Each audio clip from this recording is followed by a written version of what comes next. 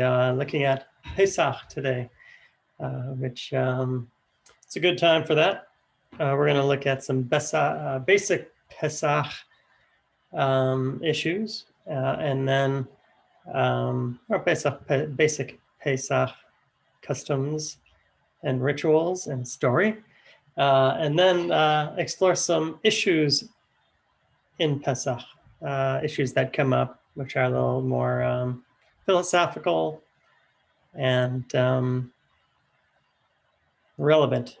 Yes. So we'll start in a few minutes. We'll welcome people and start in about a minute. All right. In the meantime, I'll share my screen.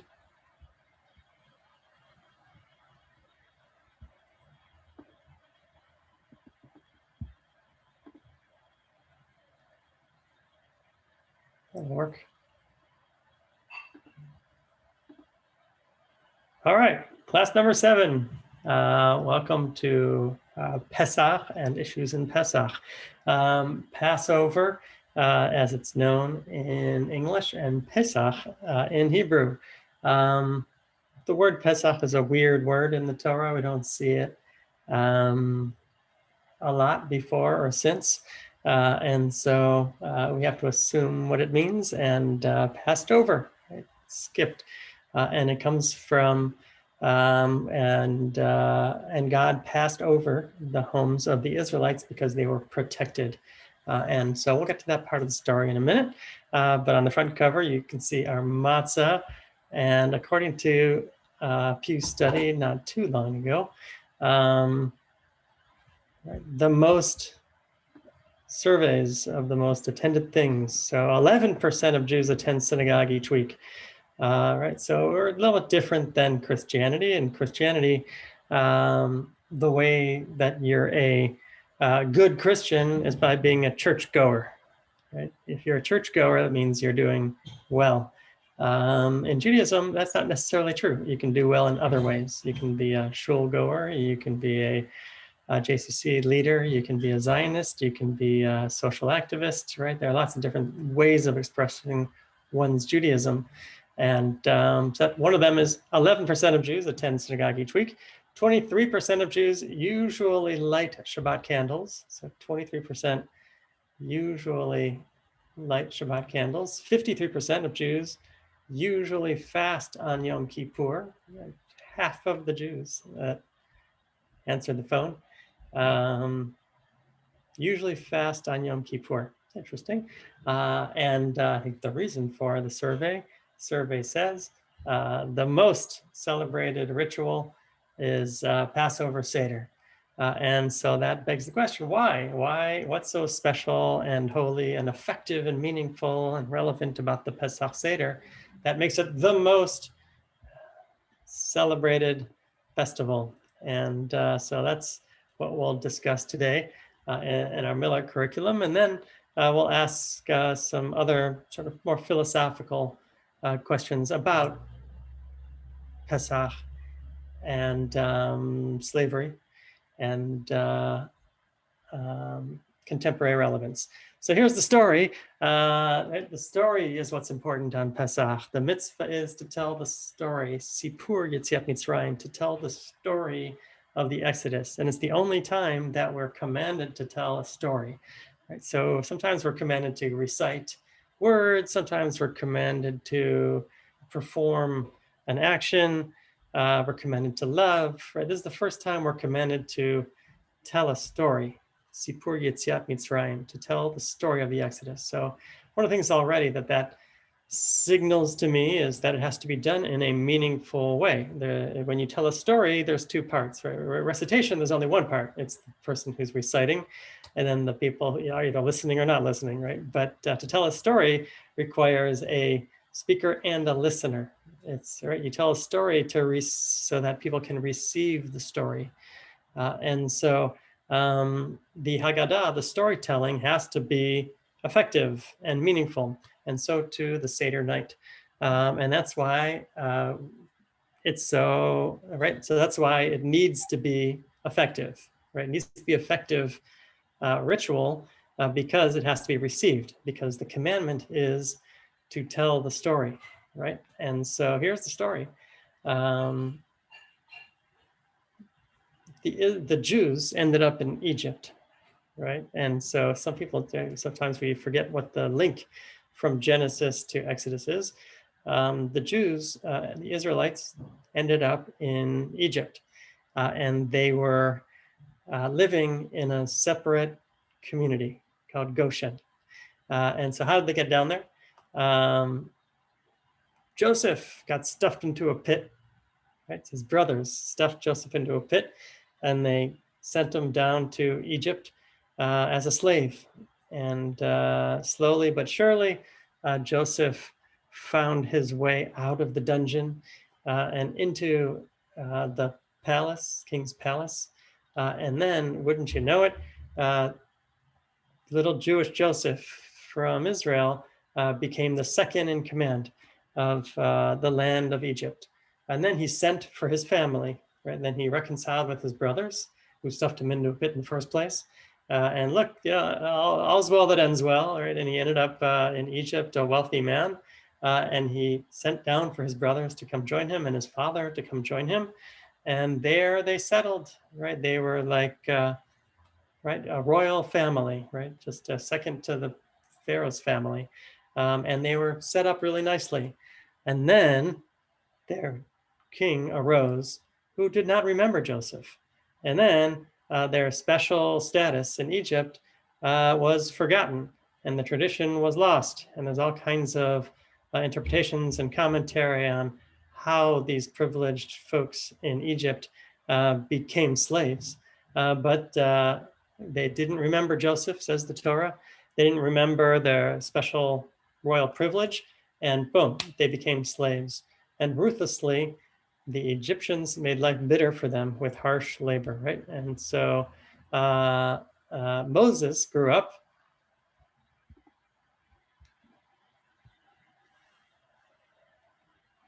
There was a edict from Pharaoh to kill all the male children. But a little male child, a little baby boy, was saved from the by the kindly, God-fearing women who helped the women in labor, right? And Shifra and Puah were their names, and they escaped his destiny, and they hid him in a closet. And lo and behold, they put him on the river, right? And the baby ended up in the Pharaoh's daughter's arms, and she took care of him and adopted him.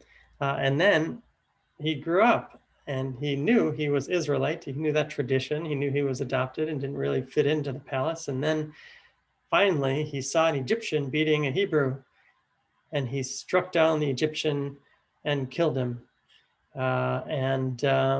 Word got around, and Moses had to flee Egypt, right? And so he goes off.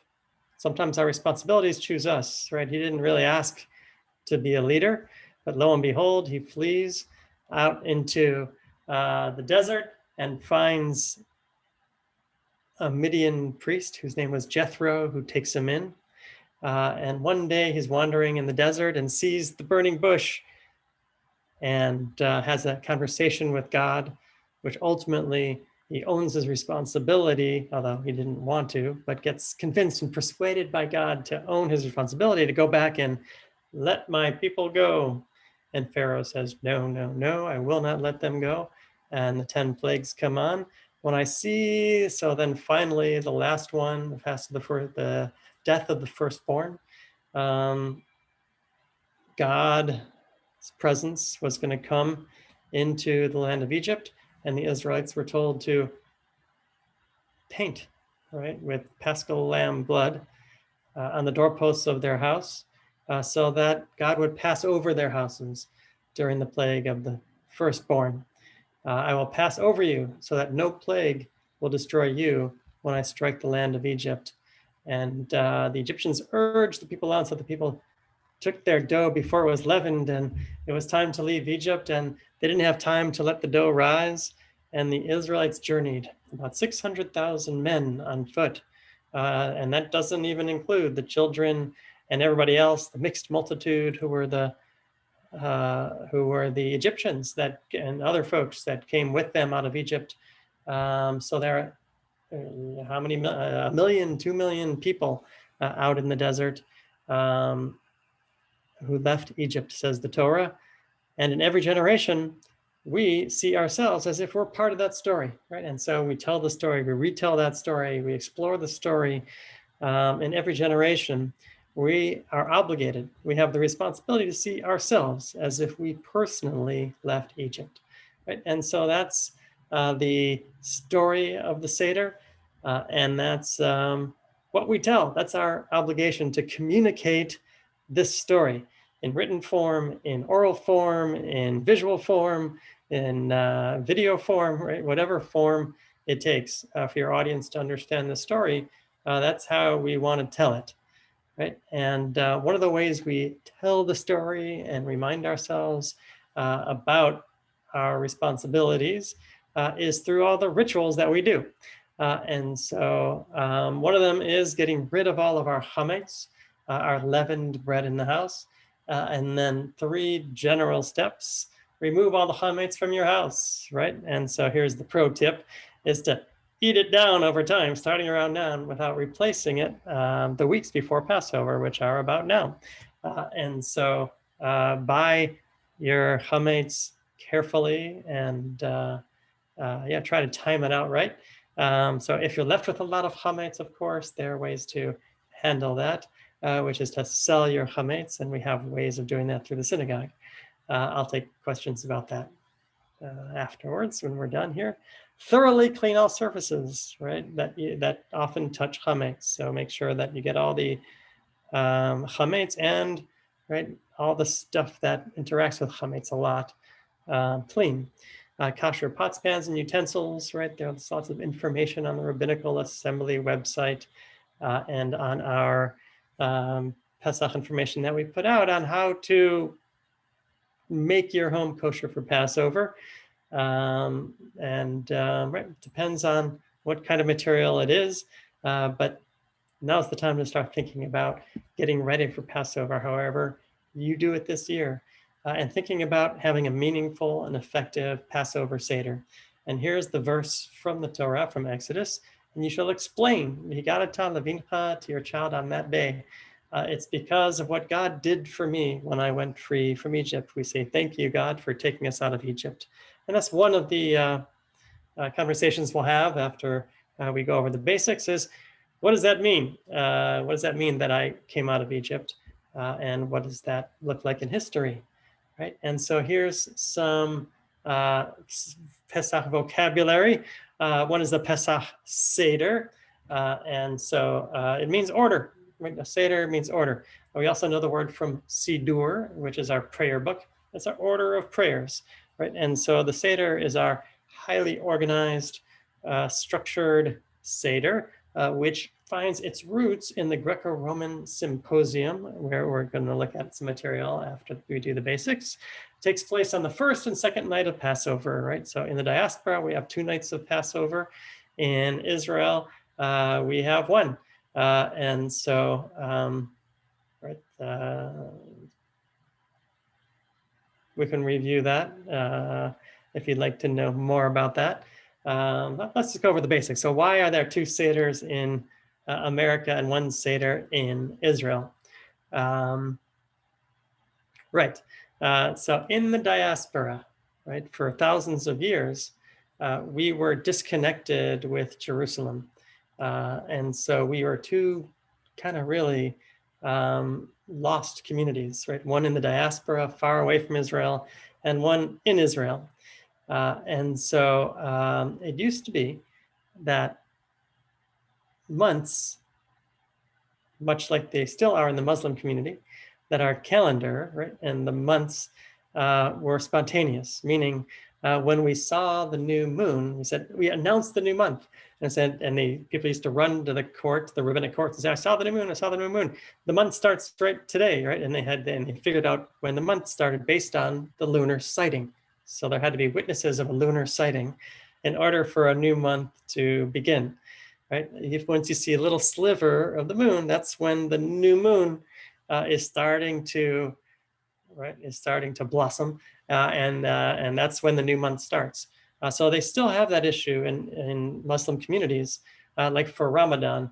They don't know what day it is, right, until it actually happens, right, until a few weeks before. It's a more spontaneous calendar, right, and it keeps in touch with the moon. And that used to be the way we did it until we finally decided, you know what? Let's work this out scientifically and mathematically. And we sort of made 100-year calendars and 1,000-year calendars, and we set it firmly in the calendar. But here's the problem. So that's a long explanation. But the problem is when it used to be spontaneous, word of the new month didn't get out to the diaspora till weeks later. They used to announce the new month in Jerusalem, and then they had to wait until word got out to the lands that were far away lands.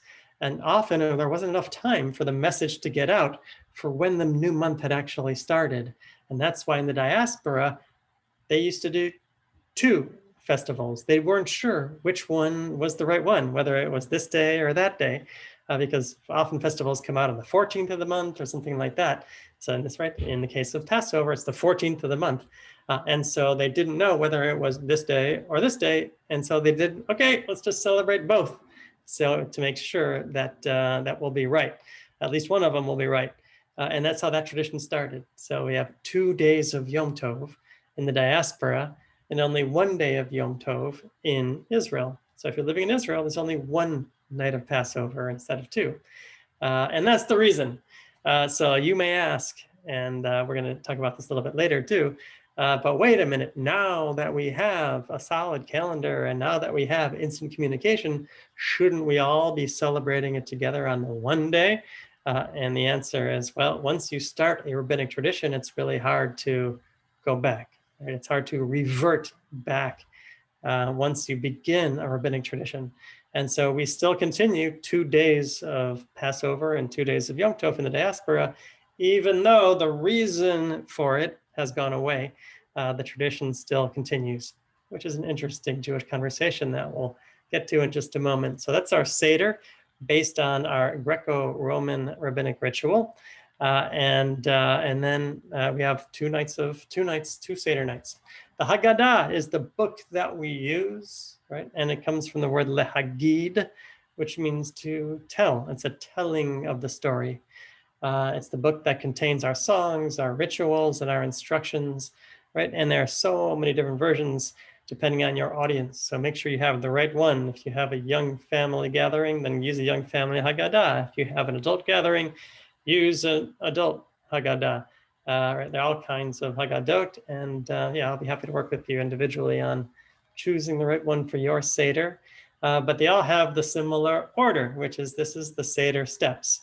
And there are songs that accompany it. Kadesh Urchatz Karpas Yachatz, right, to remember the order of the Seder. Right? And this is it. And we're going to go through some of the order just to understand what it means. And again, the imagery, the structure that this is based on is sort of the Roman symposium. So if you can imagine, right, highly intellectual Plato, Socrates, dressed Aristotle, dressed in their togas, holding their goblets of wine and ready to talk, ready here, right? And these math and science and astronomy, these folks were into philosophy, theology, these folks were into some serious ideas, right? And so they used to take the wine and have the meal, and they used to pose a question, and so we'll study a little bit about that later.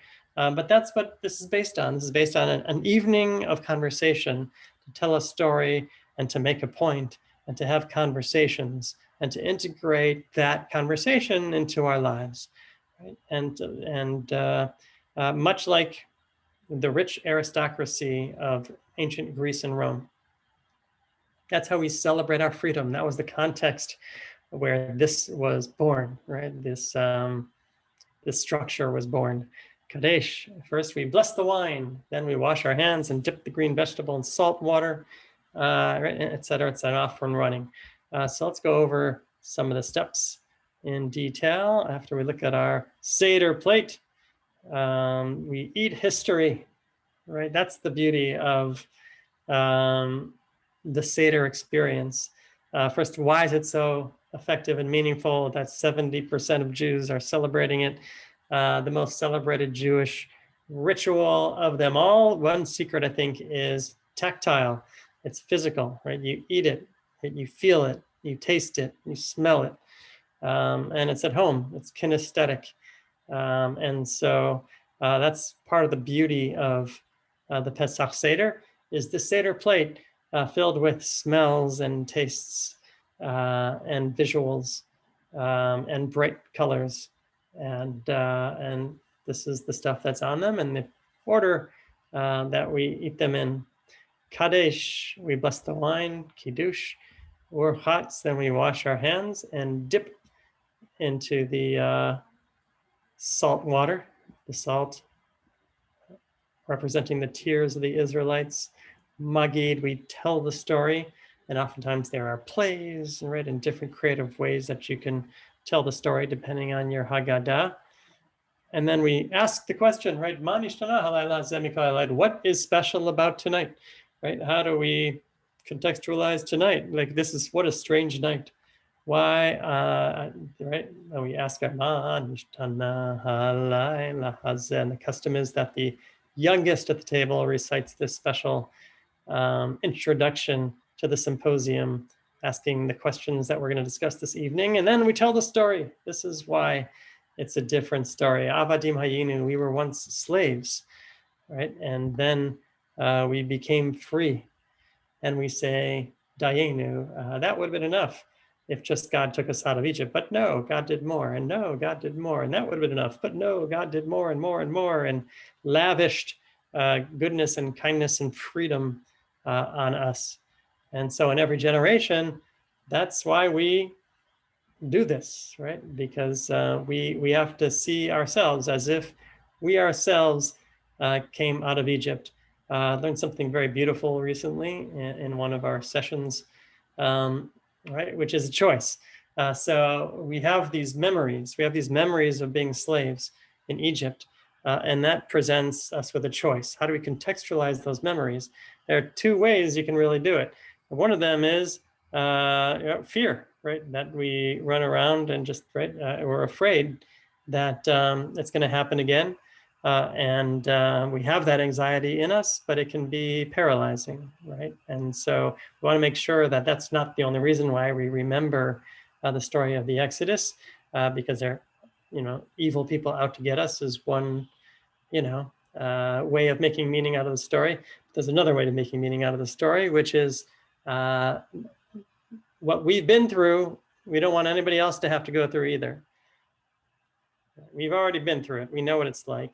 So now it's our turn to help those who are going through something similar.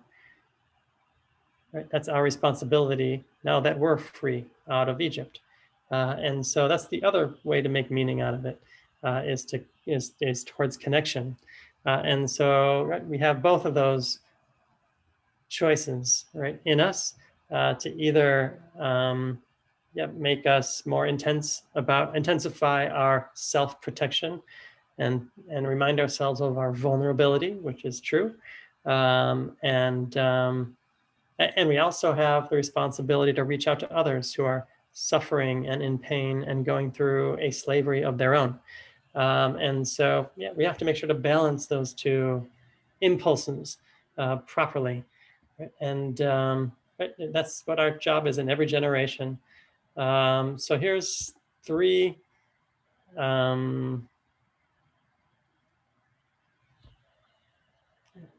ways of making meaning out of the Exodus. Professor Michael Walzer Number one, wherever you are, it's probably Egypt, right? So we all have something that we're suffering from that enslaves us. Doesn't You can scratch the surface, and everybody has their own work to do, right? Their own enslavement, right? We don't want to detract from the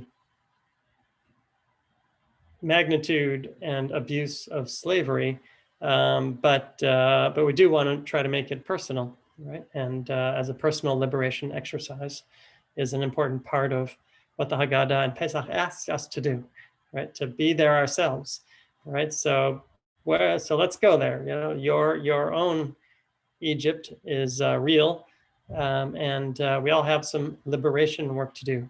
Number two, there is a better place, a world more attractive, a promised land. Things can get better. Things get better for us personally. Things can get better for our friends and family. Things can get better for our neighborhoods. Things can get better for our cities. Things can get better in this world. There is a promised land. We have to believe that. That's an important part of who we are, and we bear witness to the moral arc of goodness, right, going up.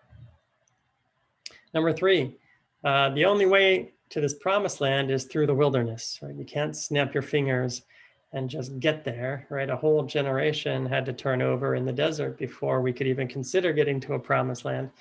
It takes time, it's gradual, but it's the only way through. The only way through is through that pain and through that purification. It's hard. There's no other way to get there except by joining together and marching forward, right? And the only way to get there is together. Right? We go with our elders and with our children, with our men and women.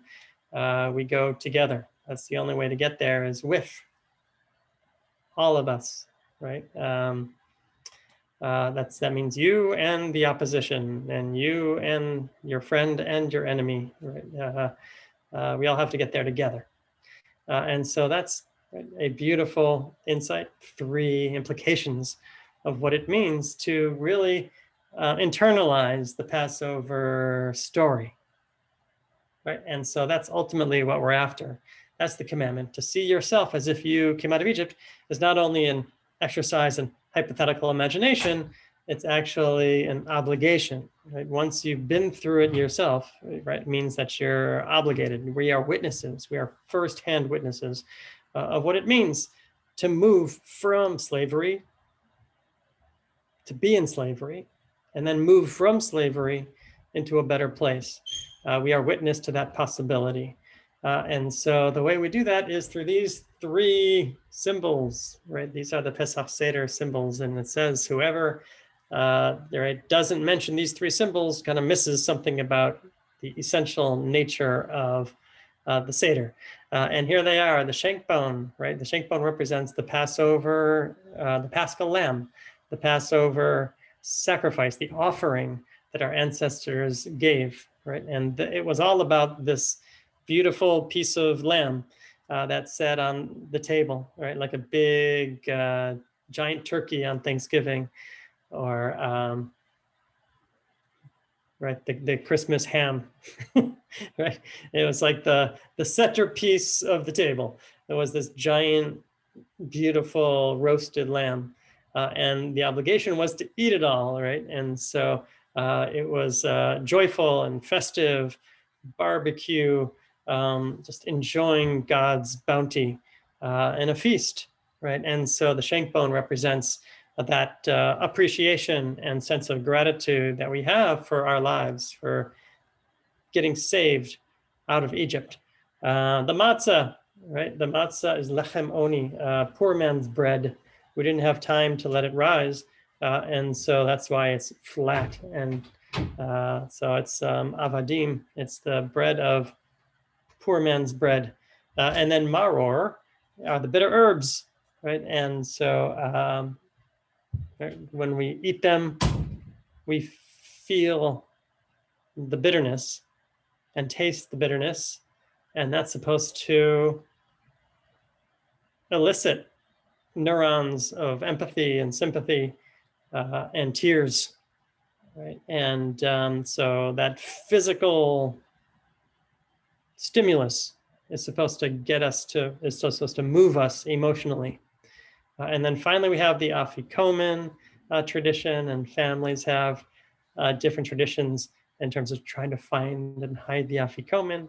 We conclude the Seder with Elijah's cup, right? Elijah the prophet comes at these kind of dangerous liminal times of transition, right? So the Seder night is filled with anxiety, right? There's excitement and enthusiasm.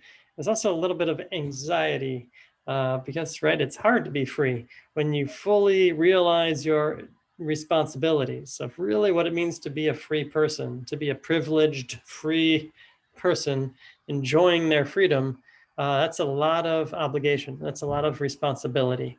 And the Israelites felt that trauma of obligation when they hit the wilderness and said, take me home, get me back to Egypt, where at least I had 3 square meals a day.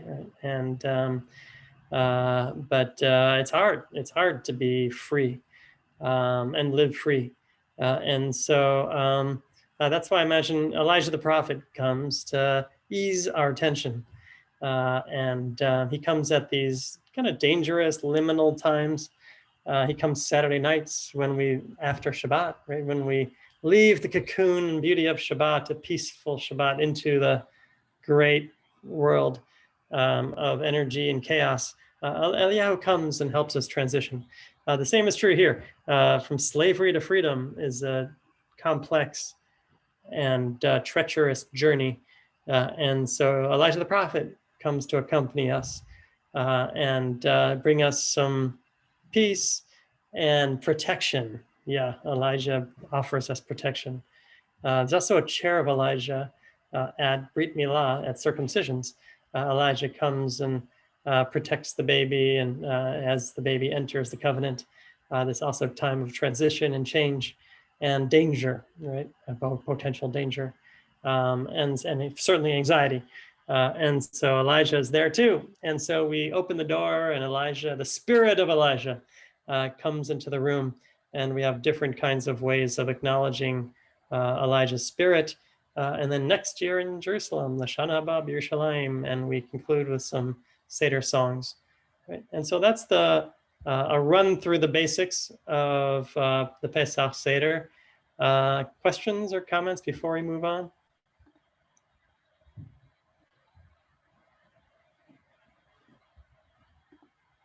All right, I brought a couple of issues in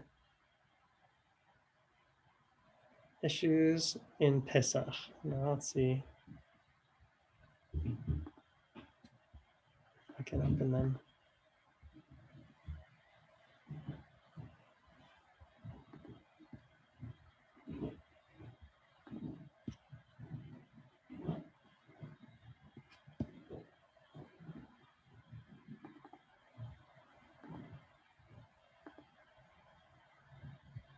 All right, can you see the screen there? Okay, good. All right, so doubting the story of Exodus. And so when I was in rabbinical school some 18 years ago or so, 2001, there you go, 2020 years ago, 21 years, oh. Yeah, during rabbinical school, right. I was in Los Angeles, and one of the great rabbis in Los Angeles, his name is Rabbi David Wolpe, and Wolpe with a P, right? David Wolpe, and is the biggest synagogue in town, and he is the best rabbi in town, and just a beautiful orator and a spokesman for the Jewish people. We woke up on Passover morning, on the second day of Passover, and the Los Angeles Times, on the front page, the paper, it's the lower half of the front page, but on the front page of the paper, Rabbi doubts the story of Exodus, right? That the historicity, that never happened. And he was a conservative rabbi. He's a scholar, leading rabbi in America. And he says the story of the Exodus didn't actually happen the way it was recorded in the Bible. And the press went crazy, and the Jewish world went crazy, and and he had to submit apologies, and he hosted dialogues and conversations, and they were threatening to fire him. And right, it was a big controversy back in the day. And this is the article that comes that was written about the incident back in 2001. So let's look a little bit at the article. A baby is found in a basket adrift the Egyptian Nile and is adopted into Pharaoh's household. He grows up as Moses, right? So this is the story. For centuries, the biblical account has been revered as the founding story of the Jewish people, sacred scripture for 3 world religions, and a universal symbol of freedom that has inspired liberation movements around the globe. But did the Exodus ever actually occur? On Passover, last Sunday, Rabbi David will raise that provocative question before 2,200 faithful at Sinai Temple in Westwood. He minced no words. Here's what he said.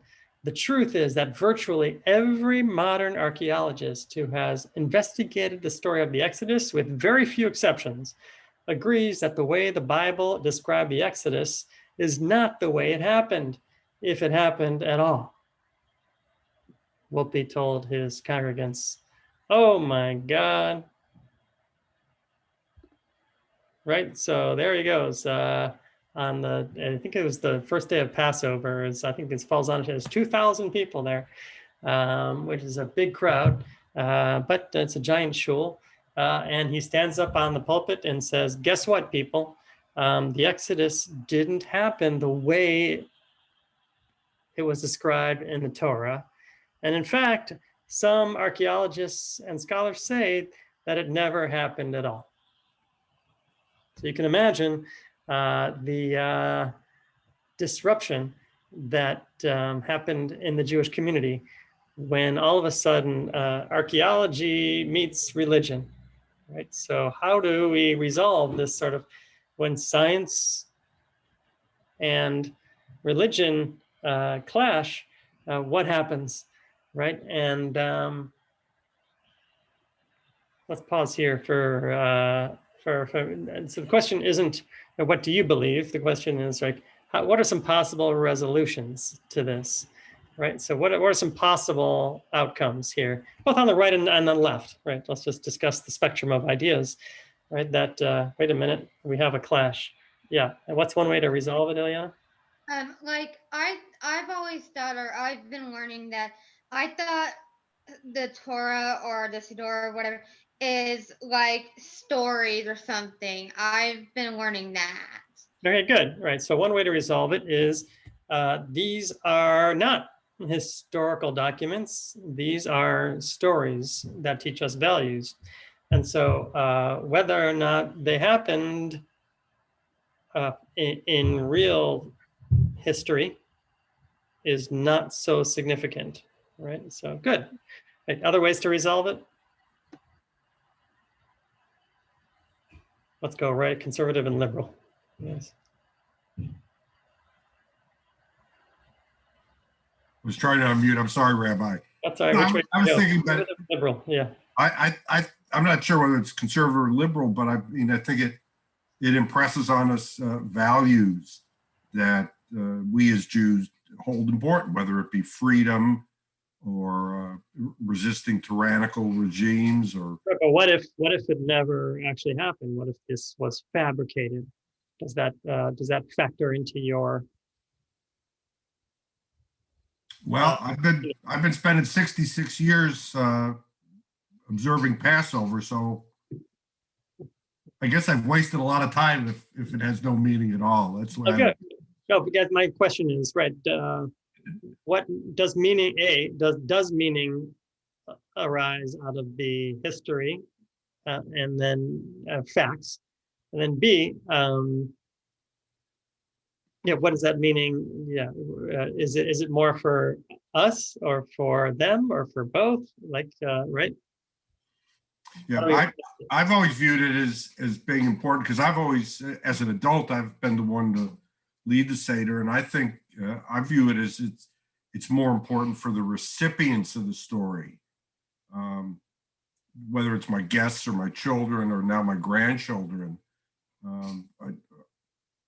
So I And do, focus, I yeah. do view it literally, but the way we run our Seder, I don't think it necessarily matters if, for instance, the exact plagues, if those exact plagues are exactly what happened. I don't think that's important. Very good, right. So that's another way to resolve it, is just to say, like, it doesn't matter. Like, that's interesting information. The archaeologist can argue one way or another. It doesn't matter, right? My Seder is going to still look the same, and the values that it teaches are going to be the same. And yeah, whether some of the details are here or there, not so significant. I mean, we can imagine that some of the details over the years have been at least distorted or modified, right, to fit the story, right? It would be odd if, right, a story that old got transmitted perfectly accurately through the years. And so we understand that, that this is a story from our people that carries with it ultimate significance in terms of real life and real time, and the way that we interact with our contemporary world. And so, right, it's a beautiful thing. And so that's what he was trying to teach. He's trying to teach, look, whether it happens or not is not the point. But what happened is it got lost because it's such a challenging idea, that, oh, maybe everything in the Torah isn't exactly the way it happened in history. Let me think about that, right? And kind of shakes our foundations sometimes. And it certainly shook the foundations of those reading this article. And so let's skip to the end of the article to see how it resolves itself.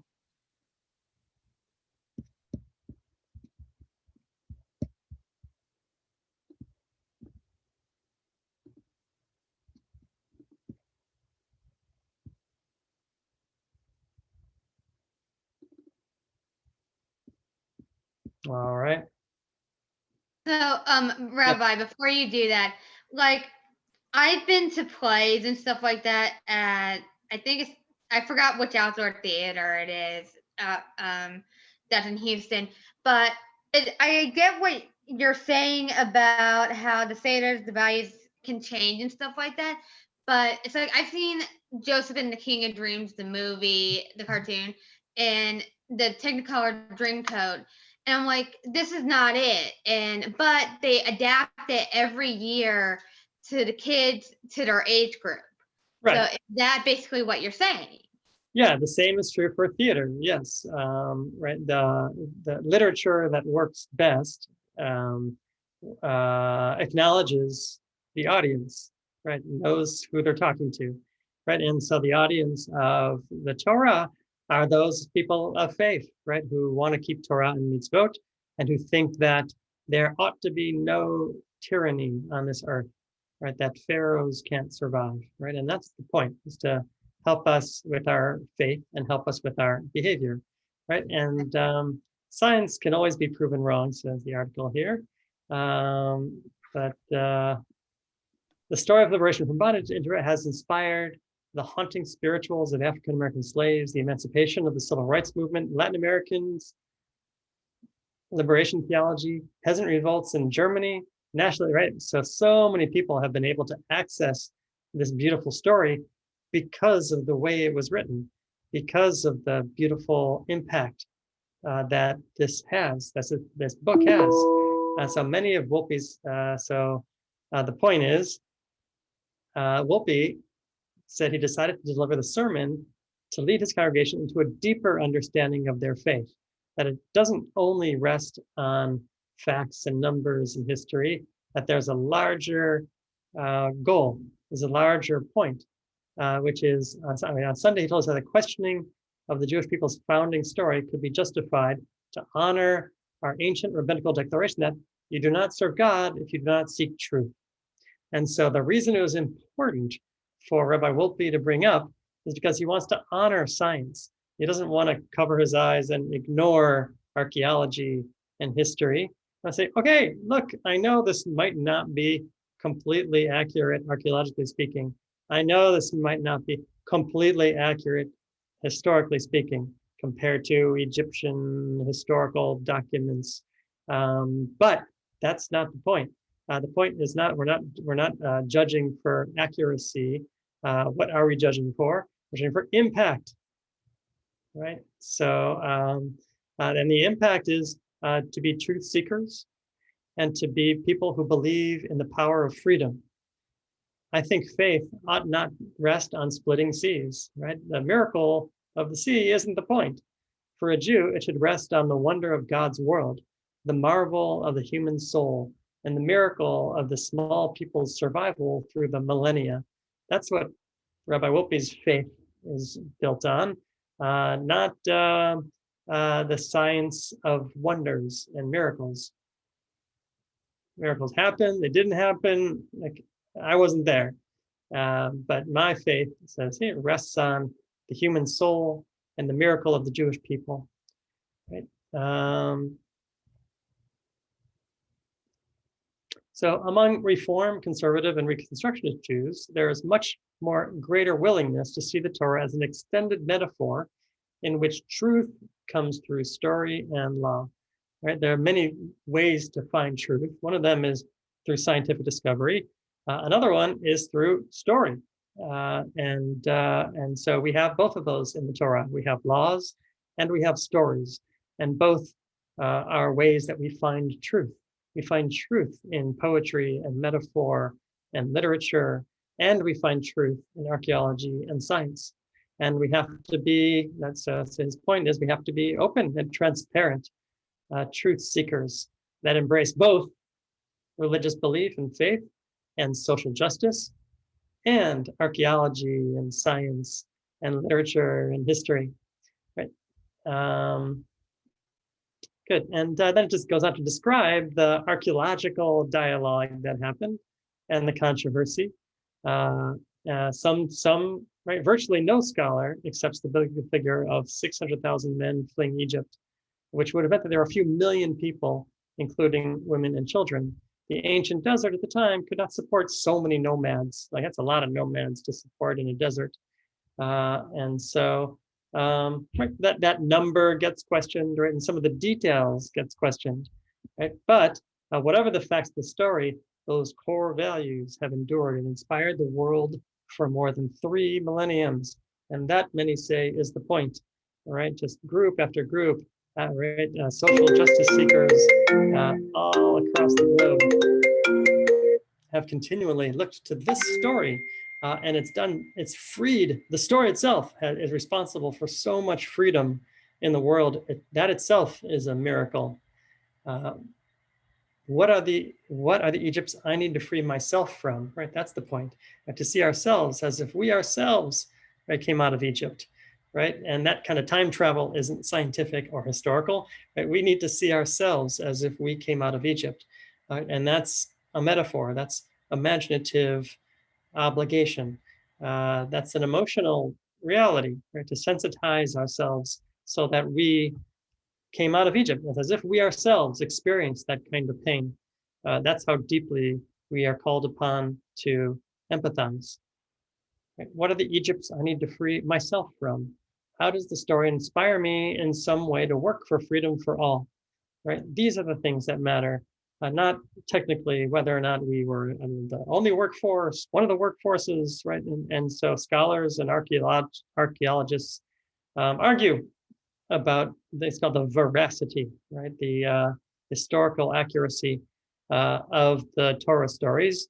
But we can all agree, I think we can all agree, all centrist oriented rabbis and scholars and members can agree that the message is the most important part of the Seder experience, that the way it affects us, the way we internalize and identify with pain and commit ourselves to help with that suffering as partners with God to bring more freedom to the world, right? And if that's the right, that needs to happen, right? And so we can work hard to help that become a reality in our Passover experience. So one other article I'd like to share, which is this article about the origin of the Seder, right? It's such a unique and interesting ritual and such a unique and interesting book, and experience. Where did it come from? Right? We mentioned Greek and Roman, but let's see some of the comparisons here. Siegfried's trying to prove conclusively that many of the Seder rituals, this is in 1957, and literary forms are borrowed from the Hellenistic banquet or symposium. Right? The Jews lived with the Romans for a long time, right, in cities everywhere, in Jerusalem especially, but all over Israel. They spent a long time being influenced by the Greeks and Romans and being persecuted by the Greeks and Romans, and developing in opposition to the Greeks and Romans. But right, some of it was inculcated, and some of it was integrated into Judaism. And this was one form that we completely borrowed, and kind of shows the power of evolution of Judaism to integrate some of the greatest pedagogic principles in their surrounding communities, and to reject some of the bad ones. Right? That's what we want to do, and I think this is a great example, right, with the Greek and Roman culture, to integrate the good and to keep away the bad. Right, and so this is, I think, a good example of integrating the good. The good about Greek and Roman culture, just some of the good, was its intellect. Right, it's a highly evolved intellectual culture, and so we gladly and wisely integrated some of that into our own experience. The Mishnah states that all Jews at the Seder must recline on a couch. Athenaeus, help me with my pronunciation here, relates that in Homer's time, men still feasted sitting, but gradually they slid from chairs to couches. Right, this was happening in Homer's time. We were started leaning and reclining on couches. At the Seder, Hazeret was dipped in salt water and other liquids. Similarly, in the Greek symposium mentions lettuce 7 times. Right, they had lettuce that they used to dip. Haroset, they had a similar dish at the Roman banquet. They used to have a sandwich also. We have a Hillel sandwich. They used to eat sandwiches.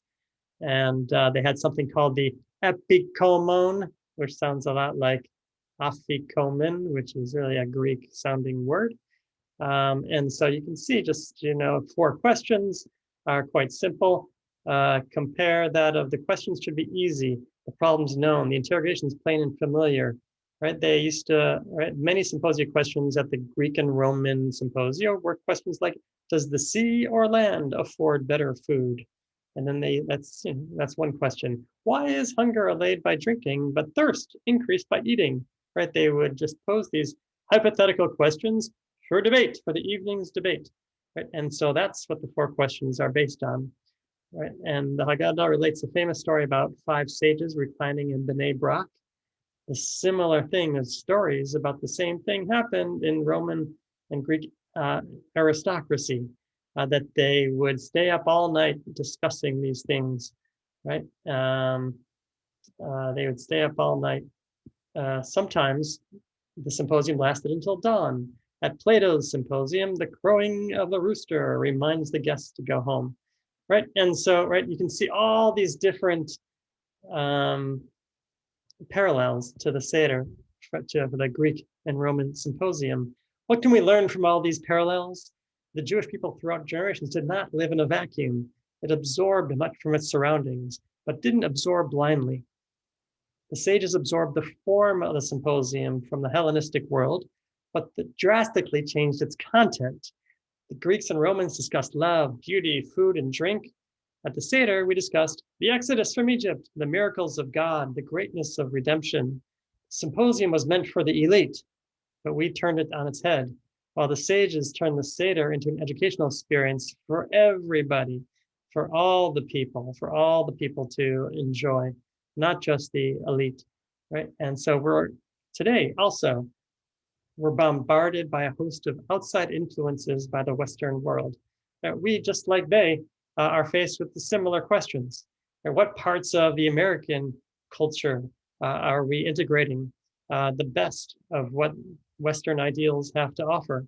But also, we need to make sure that we are integrating them deliberately and intelligently and compassionately and sensitively and effectively, so that we can be good inheritors of this amazing tradition, and then find ways of making it our own and making it powerful and meaningful and keeping that ancient fire alive within it.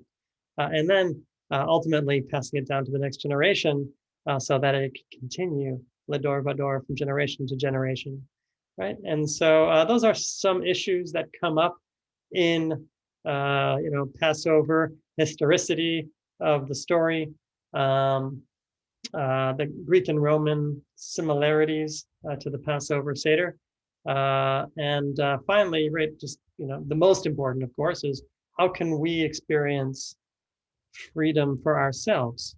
What look around, look around your heart and look around your community to see where people are kind of suffering and enslaved and trapped, and see if we can take one more step towards the promised land through the wilderness. That's where we are right now, right? We're in the wilderness, trying to slug our way towards the promised land.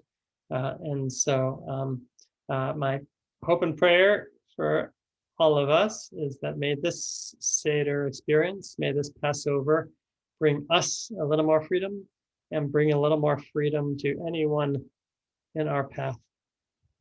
Thank you for joining me today and getting ready for Pesach.